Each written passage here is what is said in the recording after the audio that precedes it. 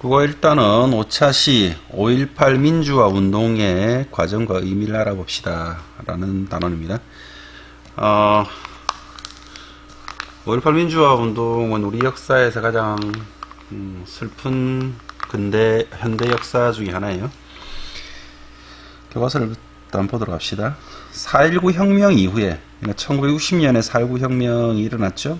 국민은 민주적인 사회를 기대하고 있었습니다.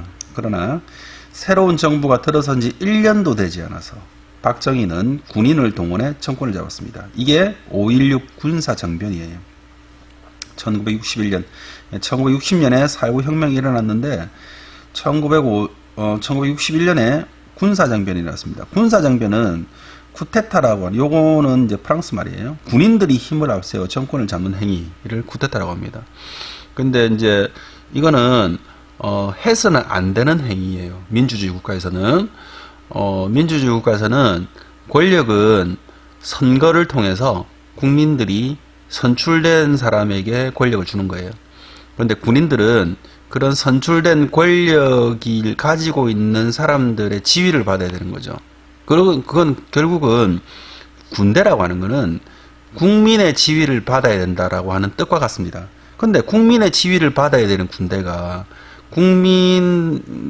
자기 스스로 힘을 앞세워서 정권을 잡는 행위는 어떠한 경우에도 정당화될 수가 없습니다. 대통령이 된 박정희는 자신이 계속 대통령을 하라고 헌법을 바꿔서 3번까지 할 수 있도록 했다.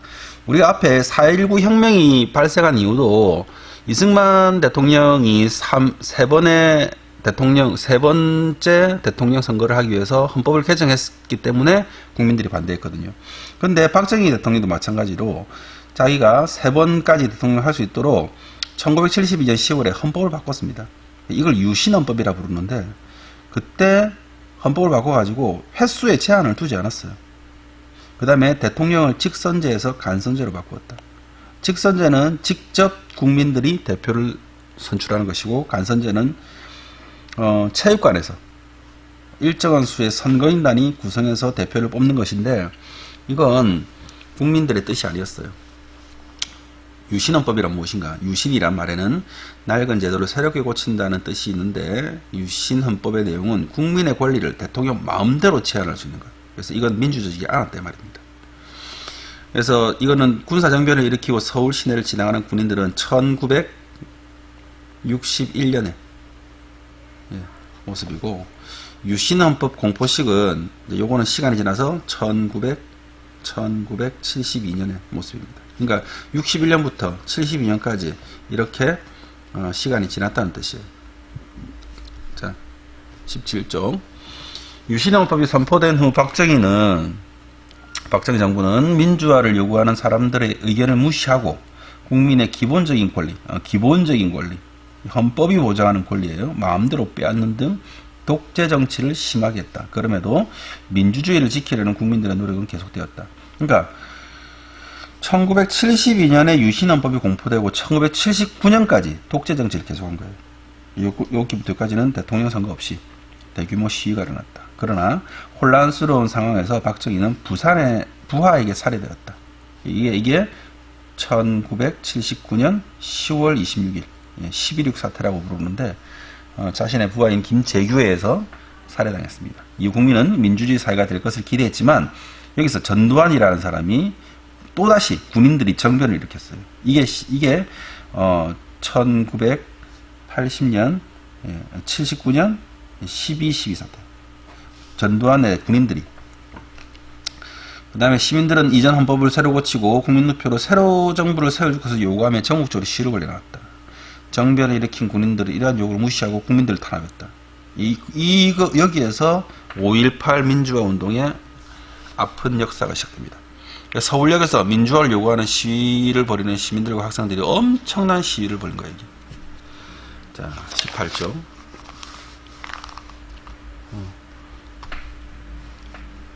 자, 이쯤 전라남도 광주에서는 대규모 민주화 시위가 일어나자 전두환은 시위를 제압할 계엄군을 광주에 보냈다.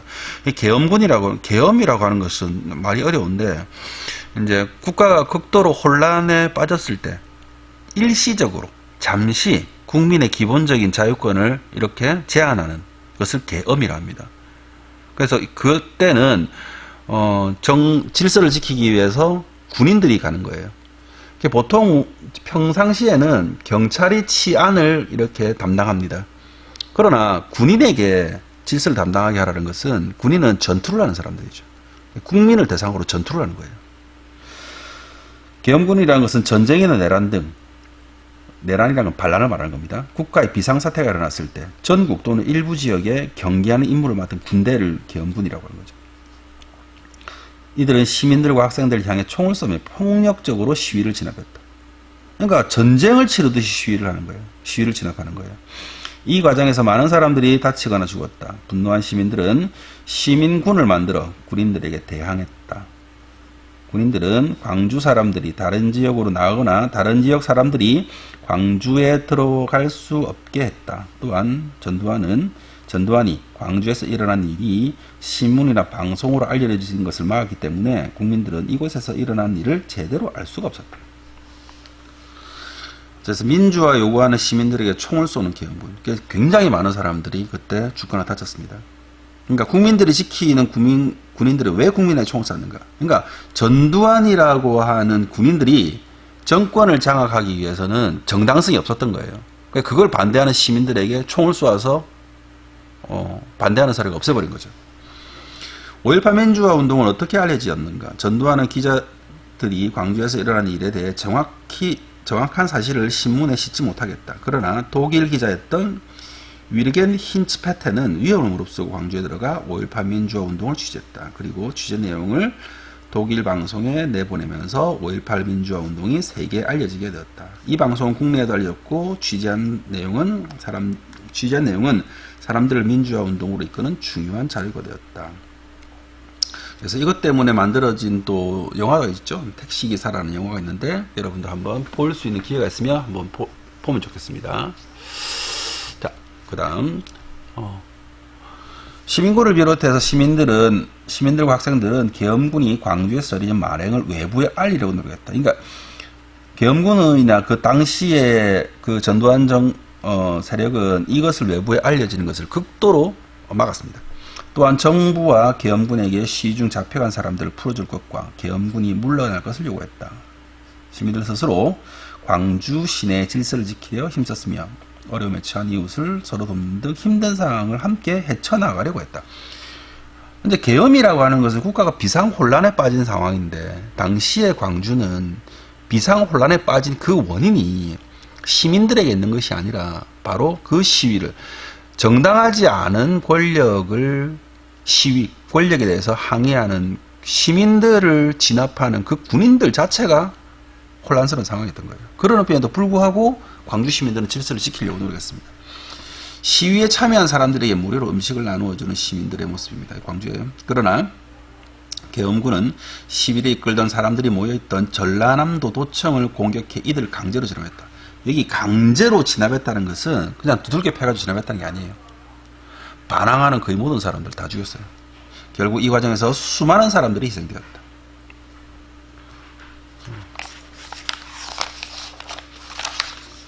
쉽죠? 5.18 민주화 운동은 부당한 정권에 맞서서 민주주의를 지키려는 사람들이 시민들과 학생들의 의지를 보여주었다. 또한 우리나라의 민주주의 발전의 밑거름이 되었고 세계 여러 나라의 민주화 운동에 영향을 주었다. 이러한 노력을 기억하기 위해 5.18 민주화 운동이 일어난 5월 18일을 국가기념일로 지정했다.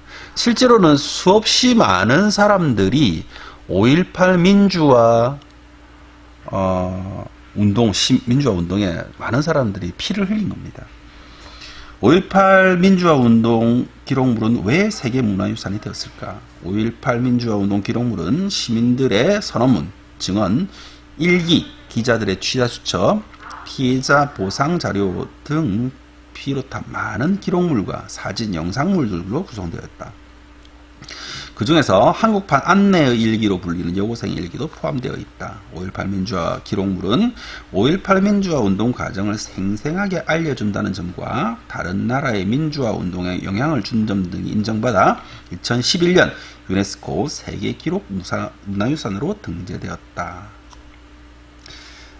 사진은 5.18 민주화 운동의 묘 추모탑이 있는 이게 어디냐면은 광주에 있어요.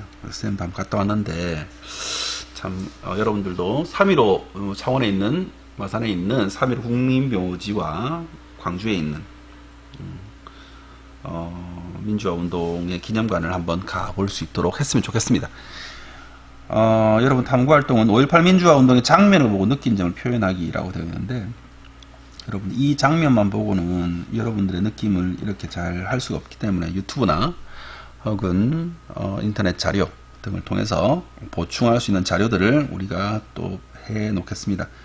이 학토에 올려 놓을 테니까 여러분들은 그 느낀 점을 여기 한번 적어 볼 수 있도록 해 주시기 바랍니다. 네, 4차 시 5.18 민주화 운동의 장면을 보고 느낀 점 알아보자는 여기서 마치도록 하겠습니다.